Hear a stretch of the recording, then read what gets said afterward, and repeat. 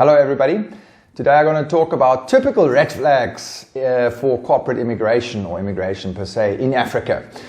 What are red flags? Red flags, well, I think is really red flags, not orange flags, not yellow flags, and not challenges. If you want to see a video about challenges for corporate immigration, please, we also have that on the YouTube channel, and it's much longer than today. So today is really short red flags, but something you should be really aware of, typical red flags in Africa. So number one, most African countries require local employment. There is no ICT, there is no transferee, there is no home country, employment relationship stays intact. The vast majority of African countries require local employment in the immigration system, and this leads to all kinds of questions. Typical when you have your own company or branch, then obviously you need an understudy, it needs to be in operation and it needs to be established. But if you don't have your own company and branch, which is quite usual in the smaller African markets, then you need to look at employer of record companies and other service providers, which obviously leads to other problems. So that's the number one red flag, okay, I wanted to talk about. Number two, processing times. They're very long, although after COVID I also hear that other countries in the world have significantly increased their processing times. But fact is that in Botswana, for instance, now 8 weeks for short-term work visa, which used to take 2 weeks. In Kenya it takes for Class D work permit 4 to 6 months instead of the old 4 weeks. And in South Africa, where I'm based, well, that's just a disaster. Spousal visas a year instead of 30 days. And some missions now after the centralization need 6 months instead of 4 weeks. So you can see where this is going. So processing times are long. There are some notable exceptions. West Africa tend to be shorter and better. And even North Africa seems to be less affected or more efficient. I don't know. But the long delays we're seeing are predominantly linked to a couple of countries in Southern Africa and in East Africa. Okay, number three, government fees. Red flag.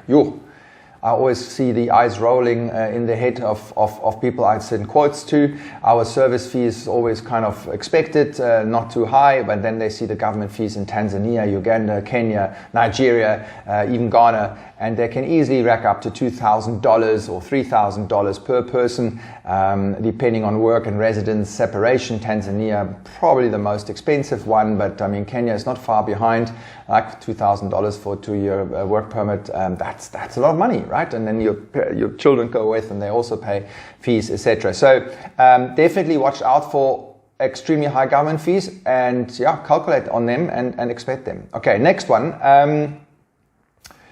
Spouses. You can take your spouse with, but you need to be married, and that's the general rule. The red flags would be life partners, and homosexual couples is a no-go in the vast majority of African countries. So there both partners would have to qualify in their own right, but even unmarried couples is a problem.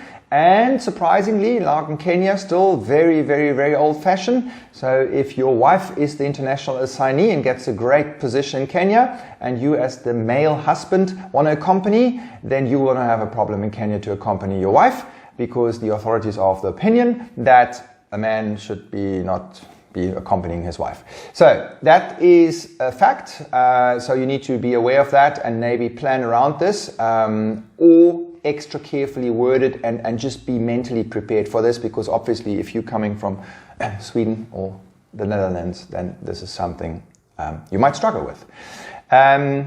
Then the next one would be that I think in most African countries, there are a few, Nigeria, Ghana, where it's possible, taking a domestic worker or helper with. So a definition of extended family is non-existing in Africa. As I said, Nigeria, Ghana, exceptions, and some Muslim ones as well. But in general, obviously due to the very, very high unemployment rates in Africa, domestic workers usually are not belonging into the extended family. So these are the red flags from my side for today. Please follow us on social media. You will find all the useful links on this thing there under YouTube. And then if you have questions, please reach out to us. And we would love to assist you. Bye-bye.